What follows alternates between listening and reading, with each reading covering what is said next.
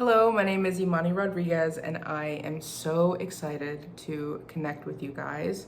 This channel is called We Feel Real. I want to use this channel as a platform to offer a different and unique perspective for navigating through life. Most of this channel is going to be geared towards growth and development type of stuff. So if you're interested in that, you can give me a like and subscribe. And I plan on uploading every weekend. So look out for some more content. Okay, so I would like to go ahead and jump into the topic of this video.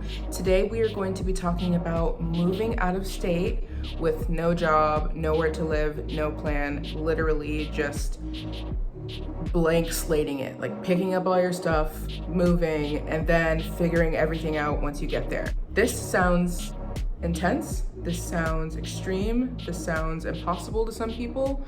This is a very, very attainable thing to do. People do this sort of thing all of the time. I moved from Atlanta, Georgia to Portland, Oregon, and there are so many transplants out here. A lot of people who have just come from all over. I've met people who've moved from Atlanta, Georgia to Portland, Oregon. And if you're sharing this idea with someone who kind of has a little bit of a limiting belief system, they could make you feel like this sort of thing is not possible, but it is very possible.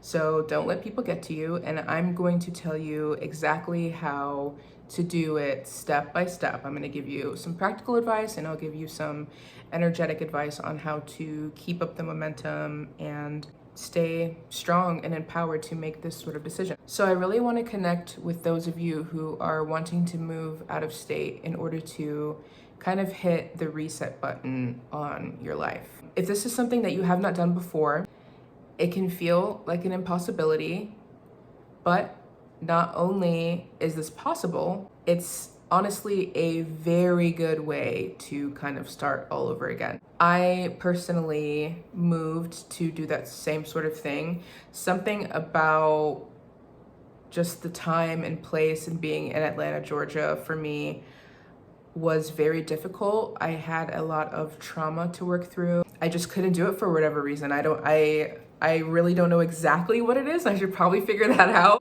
But I will tell you this, my life has completely and totally changed for the better ever since I moved. I don't know if any of you have had the experience of moving to a new school when you were younger. You can like pretty much just make up your own personality. You can literally start talking with an English accent. People aren't gonna know. You can create a whole new persona for yourself. I didn't go quite that extreme, but I have changed so much that it makes me feel like I don't even identify with the person who I was before I moved. So moving out of state is a very, very powerful way to take control of your life and find out who you are and what you're about. Because when you move to a different state on your own, you're completely and totally reliant on yourself. And that could be daunting, that can be very intimidating, but once you get through that, you will grow a lot, you'll feel a lot better for it. And then those of you who are moving out of state because you just have a lot of money and you just got it like that, I'm not really talking to you right now. Good for you, can't relate. So moving on. So I want to give you all some practical advice and then some energetic advice. Number one, write everything down. Make sure you take out that handy dandy notebook and write down step by step how you're going to do this, because you don't want to miss anything. Also, it helps to build up momentum to do something when you can see it out in front of you. It just feels more attainable. Also, research where you are going to move. Research the job market. What are taxes like there? What's the weather? What's minimum wage? How's the housing market? Is it easy to get an apartment there? What's the crime rate? You need to make sure that you're checking out everything before you move, because you don't want to move and miss something really important, and then you get there and you're like, man, I wish I would have known this before. I actually really hate that part of it, and now there's nothing that I can do. So make sure you do your research and set yourself up for success. Move to a city or close to a major city so that it's easy for you to find a job. You're gonna have to take what you can get at first. You're not gonna land that dream job that you want right away. When I first moved to Portland, Oregon, I had like 3 different jobs. I was doing some remote work, and then I worked for Amazon. Then I was a lunch lady part-time. I did that for a while, and then I found a job that was much better suited for me. I'm working in HR now, but I took what I could get. I hated working for Amazon.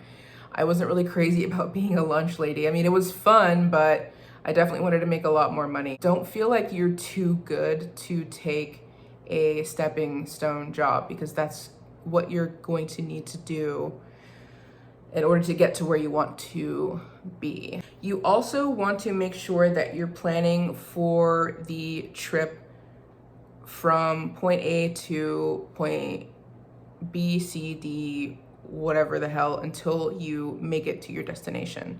So you're going to plan how you're going to get there. You're going to figure out how much you are going to be eating on the way there, how much that's going to cost, how much is gas going to cost on the way out there, where are the gas stations on the way there. For instance, again, I moved from Atlanta. I feel like I've said that like a million times. I moved from Atlanta to Portland. So if you don't know where one of those places are, it's coast to coast. So I was driving through there's a lot of rural places in America, a lot. I feel like there's more rural than there is like city, probably. I feel like that's really obvious. I feel dumb now. If I hadn't of pinpointed where these gas stations were, I would be stranded still, probably, because there are some stretches of road that there is no gas station for miles and miles and miles. So you have to fill up and then make sure that you can make it to the next gas station. You may even need to buy just a can of gas. Who knows? You know, just make sure that you're planning for it. Make sure you know where all the gas stations are. Make sure you figure out where your hotels and Airbnbs are going to be at. Make sure you plan for that before you move. Go ahead and lock in those hotels. You don't want to wait until you've been driving for like 8 hours or, you know, what have you. You're tired and you're hungry and you don't feel like focusing. You don't want to wait until you're to that point to start doing some research on where a good hotel is. Plan out how many hours you're going to drive. At that stopping point, see if there is a hotel or gas station near that point. And then you're going to do the same for point C, D, E until you get to your destination. So you're going to figure out, where's the hotel? Where's the gas station? Where's the hotel? Where's the gas station? It took me about 3 days because I was driving 11-hour days, which I will never ever do again. I was just so eager to move that I really pushed myself harder than I should have. I should have been driving just 8-hour days and made it a 4-day long trip, which is what I'm gonna be doing in a little bit under a year and a half. I'm actually going to be moving back to Atlanta, Georgia. I'm really excited. It's for a really good reason. More on that later. For the planning for the trip there, you might want to get AAA. Again, because there are very long stretches of road. You don't want to break down in Missouri or Arkansas and you're miles out from a mechanic shop and it's going to take you like 2 days to figure it out. I would go ahead and say that just paying for the expense of AAA is much better than not having it, because you never know what could happen and it's just so easy to just be able to call them and have them come to your rescue. Also, make sure that you have some sort of emergency kit like jumper cables, a spare tire, a jack. Figure out how to change your own tire if you need to. Again, those long stretches of road can get you. Before you move, get rid of things that you do not need anymore. Go ahead and leave stuff behind that you can really part with, because when you start your new life somewhere else, you can always get new things. So I wouldn't stress too much about that. it's a very good idea to start applying for jobs before you get there. However, it is very possible to get to the place that you want to go and kind of chill out for a month, which you need the money for that, so you need to be saving up for that. But it's very possible to just give yourself a month to figure it out. That's literally what I did. A lot of people are not going to want to hear this, because usually when you're the kind of person who wants to move out of state, you're also the kind of person who wants to do it right away. You're a very ambitious person. I know, because I'm very much that way. But you need to save up.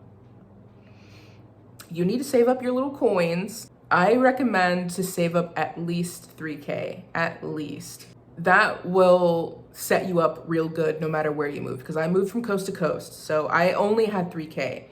Now, I didn't save up 3K.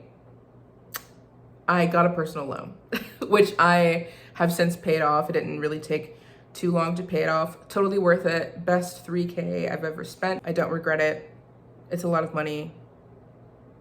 This whole thing has been completely and totally priceless, so I don't even worry about that. So you're gonna have your sum of money, which should be around 3K. You could do this with about 2K too. Things would be kind of tight, but make sure that when you're planning things out, you're planning out how you're gonna allocate your money during the trip. You're gonna look into the cost of traveling, how much gas is going to be, how much money you're going to be spending on food, how you're going to be eating during your travel. You want to set aside a little bit of money for an emergency just in case. Also, you want to set aside a little bit of money for entertainment.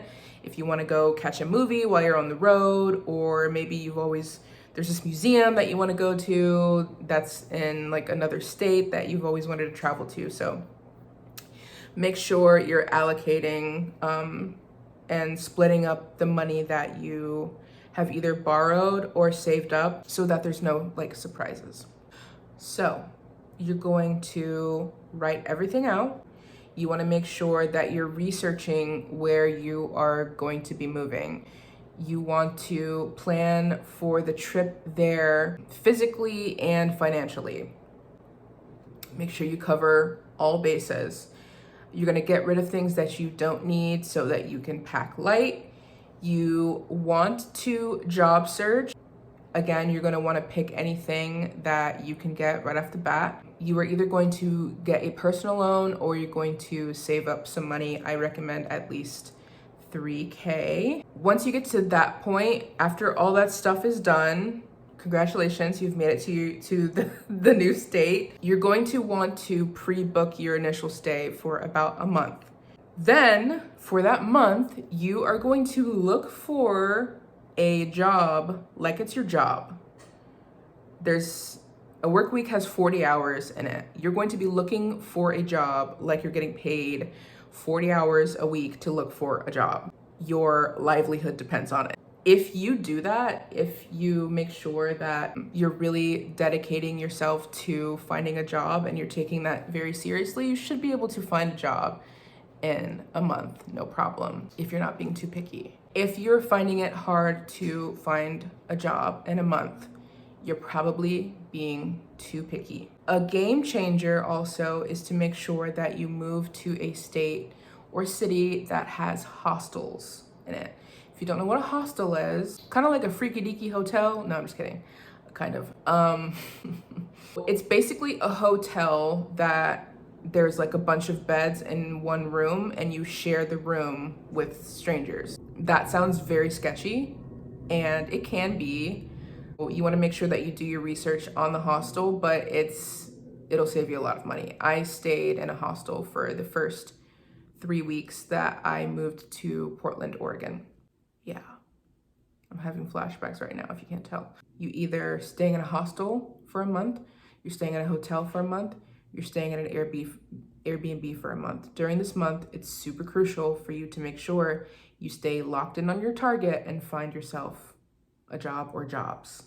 Then you want to also at the same time find a kind of roommate situation. Unless you got it like that and you got the means like that and you're like, F it, I'm just gonna go ahead and put down a down payment on an apartment, that works too. You know, maybe you planned out your money really well. That's awesome. I wish I would have done that, honestly. And kind of like with the job search, you may have to take what you can get at first. The first house that I lived at in Portland was a mess. I lived with 5 dudes. It's as awful as it sounds. 5 grown, well, I'd barely call them grown, but they didn't have their ish together. The house was always a mess, but I had a place to live. I used that as a pivot point. So that's really something to keep in mind. The more that you save up before you move states, the better quality of life you'll have once you move to that state. If you are impatient and you're like, I need to go ahead and move now, then go ahead and do that. But just know that you're going to really have to adjust your expectations. Be okay with kind of like roughing it up for a while until you make enough money to live on your own, or just, you know, just get one roommate, or so on and so forth. Now to get to the more energetic advice. It is very important when making major decisions like this to set your intentions. Figure out why you are moving. Why exactly do you want to move? Really do some journaling and some deep investigative internal work to figure out why it is that you're doing what you're doing. Next, you want to tell people that will actually support your decision to move, because you want to keep that energy strong within you. Sometimes we share things with people who are not as supportive. That can make us feel less confident in our choices. For something like this, it can be hard for some people to understand just how possible this is. So make sure that you're sharing this with the open-minded people in your life so that they can help encourage you to do the thing that you want to do. Also, what you're doing now is great. You're doing research on how exactly to move out of state with no money and no job, and nowhere to live. Other people have done it, and other people are continuing to do it. There are people doing it literally right now. Then before you leave, say goodbye to where you once lived, and sort of release any negative energy. It doesn't even have to be energy if you don't believe in that sort of thing. Sometimes we can carry things with us just psychologically, and if we do the right work and release those things, they won't follow us. You don't want things following you to the next stage in your life. Lastly, imagine yourself actually moving and doing it successfully. Keep with that image, keep with that idea of yourself, and understand how that version of yourself would move and how they would make decisions in order to succeed, and then copy those choices and decisions of that version of yourself. And that's how you attain new things and new experiences. Thank you for watching. I really, really appreciate it. If you guys have any questions, you can leave them in the comments below. I would be very, very happy to answer any questions that you all have. I will be uploading videos every weekend. You guys take care. Bye.